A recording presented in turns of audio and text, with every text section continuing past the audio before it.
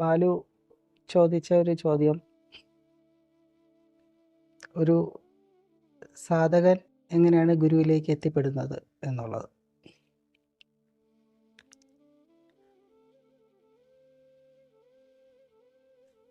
ഒരു കുഞ്ഞ്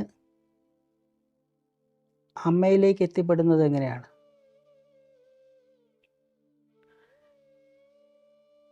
അത് എത്തിപ്പെടുകയല്ലല്ലോ, അത് അമ്മയുടെ സ്വന്തമാണല്ലോ ആ ഒരു കുഞ്ഞ്.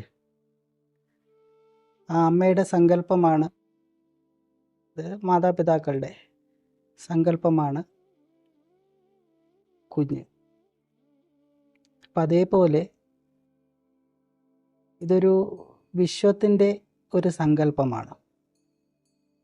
അത് ഒന്നായിട്ടിരിക്കുന്ന ഒരവസ്ഥയാണ്.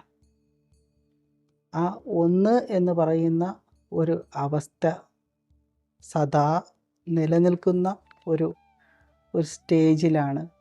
അങ്ങനെ നോക്കുമ്പോൾ ഒരു സാധകൻ ഗുരുവിലേക്ക് എത്തിപ്പെടുകയാണോ അതോ സദാ നിലനിൽക്കുന്നു എന്നുള്ളത് തിരിച്ചറിയുകയാണോ ചെയ്യുന്നത്?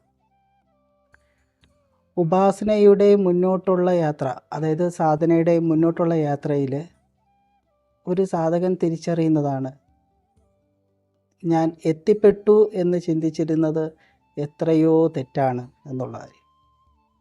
അതുകൊണ്ടാണ് പറയുന്നത്, നിരന്തരം സാധന അനുഷ്ഠിച്ച് വരുമ്പോൾ നമ്മളിൽ നിന്നും മാറുന്നത്, അല്ലെങ്കിൽ നമ്മളിൽ നിന്നും പിന്മാറുന്നത് തെറ്റിദ്ധാരണകളാണ്. നമ്മളായിട്ട് ചിന്തിച്ച് കൂട്ടി വെച്ചിരുന്ന മിസ്അണ്ടർസ്റ്റാൻഡിങ്സുകൾ. എല്ലാ മിസ്അണ്ടർസ്റ്റാൻഡിങ്ങുകളും നമ്മളിൽ നിന്ന് മാറുമ്പോൾ പിന്നെ അവിടെ റിമെയിൻ ചെയ്യുന്നത് അണ്ടർസ്റ്റാൻഡിങ്സുകൾ മാത്രമാണ്.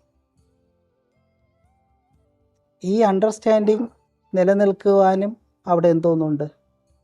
മനസ്സുണ്ട്. അപ്പോൾ ഉപാസനയിലോട്ട് പലരും കടന്നു വരുമ്പോൾ മനസ്സേ ഇല്ലാതാക്കണം എന്നുള്ള ചിന്തയിൽ കൂടിയാണ് ആദ്യമേ തുടങ്ങുന്നത്. അത് ഒരു വേണ്ടാത്തൊരു സ്ട്രഗ്ലിങ് നമ്മളിൽ ഉണ്ടാക്കും. അപ്പം ആദ്യം വേണ്ടത് മനസ്സൊക്കെ അവിടെ നിന്നോട്ടെ, ചിന്തയൊക്കെ അവിടെ നിന്നോട്ടെ, മിസ്അണ്ടർസ്റ്റാൻഡിങ്ങുകളെ തുടച്ചു മാറ്റുക, അല്ലെങ്കിൽ അതിൻ്റെ എണ്ണത്തെ കുറയ്ക്കുക എന്നുള്ളതാണ്. മിസ്അണ്ടർസ്റ്റാൻഡിങ് കുറച്ച് വരുമ്പോൾ പിന്നെ അവിടെ ഉണ്ടാകുന്ന എന്താണ്? അണ്ടർസ്റ്റാൻഡിങ് മാത്രം. അണ്ടർസ്റ്റാൻഡിങ് എത്തുമ്പോൾ പറ്റുന്നു, അവനൊരു ഫ്ലോയിലെത്തി നിൽക്കുകയാണ്, അവിടെ ഒരു സ്വാഭാവികതയിൽ നിൽക്കുന്നു. ഈ സ്വാഭാവികത അവിടെ നിലനിൽക്കുമ്പോൾ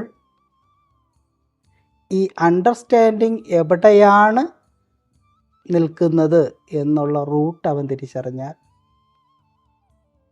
നേരത്തെ പറഞ്ഞ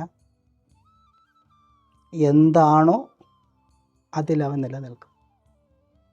അപ്പോൾ നേരത്തെ പറഞ്ഞതുപോലെ ഒരു സാധകൻ ഗുരുവിൽ എത്തിപ്പെടുന്നു എന്ന് പറയുന്ന സങ്കല്പമൊക്കെ ആ സമയത്ത് നമുക്ക് ചിന്തിക്കാനേ പറ്റില്ല. ഇത്തരം കാര്യങ്ങളല്ല. കാര്യം അതിലാണല്ലോ